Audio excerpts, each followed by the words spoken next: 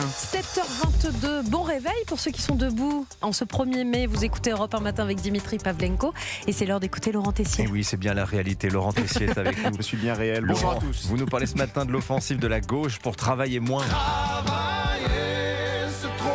À gauche, tous les discours sont bons pour appeler à travailler moins. Chacun y va de sa petite proposition. Par exemple, Sophie Binet, la secrétaire générale de la CGT, aimerait un nouveau jour férié. Elle en avait parlé sur France 2 il y a 2 semaines. Ce qu'il faut mettre à l'ordre du jour, c'est un nouveau jour férié. On a 11 jours fériés en moyenne contre 12 en moyenne en Union européenne. Et donc nous voulons un nouveau jour férié, le 8 mars, journée internationale de lutte pour les droits des femmes. Un nouveau jour férié, qui dit mieux? La France Insoumise a proposé d'instaurer 7 nouveaux jours fériés dans le calendrier. C'est la fête. Quelques exemples. Commémorer l'abolition de l'esclavage le 4 février ou encore instaurer une fête de l'amitié le 30 juillet. Travailler moins, c'est la petite musique aussi au Parti Socialiste pour 2027. Je cite ce qui est écrit sur leur site. Nous devons repenser totalement l'organisation du travail en généralisant progressivement la semaine de 4 jours. Moins travailler, les jeunes socialistes y pensent déjà comme l'an dernier lors de leur congrès à Nancy. La semaine de 4 jours, sans réduction de salaire, ce temps libéré, retrouvé, nous proposons de l'occuper.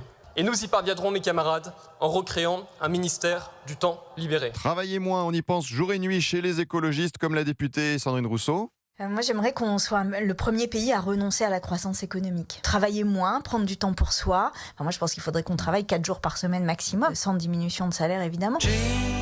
Tout ce beau monde rêve, c'est beau. On peut rajouter dans le panier la semaine de 32 heures. Et dans le même temps, on dérange des professions comme les boulangers, les fleuristes qui veulent travailler sereinement avec leurs employés volontaires. Ce 1er mai est payé double. La loi qui donne un cadre juridique sera active l'an prochain. Emmanuel Macron avait pourtant fait une promesse le 5 janvier dernier. Je ne veux pas qu'on reste dans une situation avec des contrôles, des redressements, de l'insécurité. Permettre justement à nos commerces alimentaires et en particulier à nos boulangers qui le souhaitent d'ouvrir leur établissement en mai prochain dans un cadre sécurisé. Un cadre sécurisé aujourd'hui, c'est loupé. Le 17 avril, le Premier ministre Sébastien Lecornu avait pourtant pris la parole pour rassurer les boulangers et les fleuristes. Pour ce 1er mai 2026, une instruction sera donnée à l'ensemble des services de l'État pour venir justement préserver, protéger, sécuriser. Sauf que ce n'était pas la même musique en début de semaine avec Jean-Pierre Farandou, le ministre du Travail. Aucune instruction en quoi que ce soit auprès des inspecteurs du travail, voilà, que ce soit très très clair.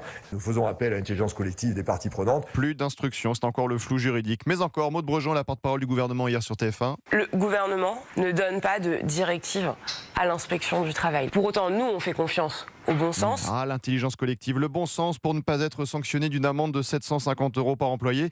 Courage aux boulangers, aux fleuristes qui nous écoutent sur Europe 1. Laissons tranquilles ceux qui veulent travailler. Merci Laurent Tessier, le rédacteur en chef de Pascal Pro et vous tous les après-midi sur Europe 1. On en parlera de tout ça évidemment de ce 1er mai.